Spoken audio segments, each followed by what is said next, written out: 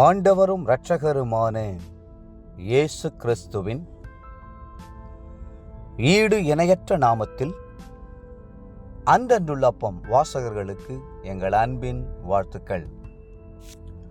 2024 ஆண்டு டிசம்பர் மாதம் 11ஆம் தேதி புதன்கிழமைக்குரிய தின தியானம். இன்றைய தலைப்பு, காத்திருக்கிறவர்கள் வெட்கப்படுவதில்லை.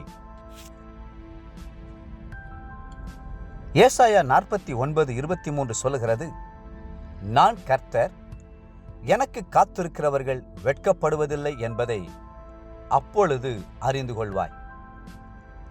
கர்த்தருக்கு காத்திருக்கிறவர்கள் ஒருபோதும் வெட்கப்பட்டு போவதில்லை. ஒரு வயதான போதகர் கர்த்தருக்காக பொறுமையுடன் காத்திருப்பதை பற்றி பிரசங்கம் பண்ணினார். அப்பொழுது ஒரு சிறுவன் அவரை கேலி செய்வதாக எண்ணி, போதகரே, பொறுமையாயிருந்தால் எல்லாவற்றையும் சாதிக்கலாம் என்று சொல்கிறீர்கள். ஓட்டை சட்டியில் பொறுமையோடு தண்ணீர் கொண்டு போனால் எல்லாம் கொட்டி போகுமே, ஓடிப்போனால் தானே கொஞ்சமாவது தண்ணீரை கொண்டு செல்ல முடியும் என்று கேட்டான். அதற்கு அந்த போதகர், தம்பி, அந்த தண்ணீர் பனிக்கட்டியாக மாறும் வரை பொறுமையோடு காத்திருந்தால் ஒரு சொட்டு தண்ணீர் கூட சிந்தாதபடி எல்லாவற்றையும் கொண்டு போய் சேர்க்கலாம் அல்லவா என்று கேட்டார். அந்த சிறுவன் வெட்கப்பட்டு போனான். வேத புத்தகத்தை வாசிக்கும் போது யார் யார் வெட்கப்பட்டு போவார்கள் என்பதையும், யார் யார் வெட்கப்படாமல் ஜெயத்தோடு நிற்பார்கள் என்பதையும் அறிந்து கொள்ளலாம். 1. கர்த்தரை பகைப்போர் வெட்கப்பட்டு போவார்கள். யோபு 8:22. 2. சொரூபங்களை வணங்குவோர் வெட்கப்பட்டு போவார்கள். 97ஆம் சங்கீதம் 7ஆம் வசனம். 3. சியோனை பகைப்போர் வெட்கப்பட்டு போவார்கள். 129ஆம் சங்கீதம் 5ஆம் வசனம். ஆனால் கர்த்தருக்கு காத்திருக்கிறவர்கள் வெட்கப்பட்டு போவதில்லை. ஏசாயா 49:23. கர்த்தர் மேல் நம்பிக்கை வைப்பவர்கள் வெட்கப்பட்டு போவதில்லை. 22ஆம் சங்கீதம் 5ஆம் வசனம். உத்தமர்கள் ஆபத்து காலத்தில் வெட்கப்பட்டு போவதில்லை.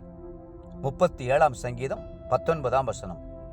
கர்த்தருடைய கற்பனைகளை கைக்கொள்ளுகிறவர்கள் வெட்கப்பட்டு போவதில்லை. 119ஆம் சங்கீதம் 6ஆம் வசனம். ஆபிரகாம் ஆசீர்வாதமான சந்ததிக்காக தொடர்ந்து 25 ஆண்டுகள் நம்பிக்கையுடன் காத்திருந்தார்.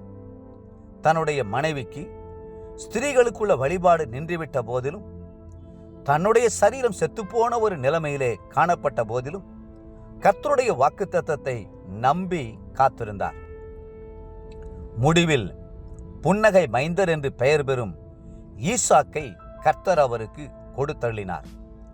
ஈசாக்கின் மூலமாக வானத்து நட்சத்திரங்களைப் போன்ற சந்ததி உருவாயிற்று. ஆபிரகாம் வெட்கப்பட்டு போகாமல் ஆசீர்வதிக்கப்பட்டார். இதைப் போலவே யோசேப்பும் கூட கர்த்தருக்கு காத்திருந்தார். அவர் வாலிபனாய் இருந்தபோது கர்த்தர் கொடுத்த தரிசனங்களும் சொப்பனங்களும் அவரை விசுவாசத்திலே பலப்படுத்தி கர்த்தருடைய வேலைக்காக காத்திருக்கும் நம்பிக்கையை தந்தது.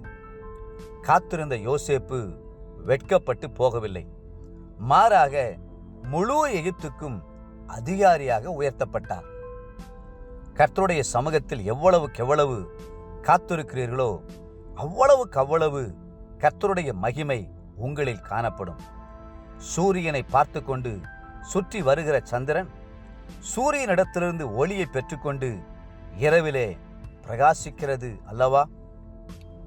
தேவப்பிள்ளைகளே, நீங்கள் கர்த்தருக்கு காத்திருப்பீர்கள் என்றால் பிரகாசமுள்ள வாழ்க்கையை கர்த்தர் உங்களுக்கு தந்தருள்வார். இன்றைய நினைவிற்கு ஏசாயா 60:1. எழும்பி பிரகாசி, உன் ஒளி வந்தது, கர்த்தருடைய மகிமை உன்மேல் உதித்தது. இன்றைய வேத வாசிப்பு காலை ஓசியா 5, 6, 7 மற்றும் 8ஆம் அதிகாரங்கள். மாலை வெளிப்படுத்தின விசேஷம் 2ஆம் அதிகாரம். அன்புக்குரிய அன்றன்றுள்ளப்பம் வாசகர்களே, மீண்டும் உங்களை வாழ்த்துகிறோம். கர்த்தருக்கு காத்திருங்கள், அவரே உங்களை பிரகாசிக்க செய்வார். கர்த்ததாமே உங்களை ஆசீர்வதித்து மென்மேலும் உயர்த்துவாராக. ஆமென்.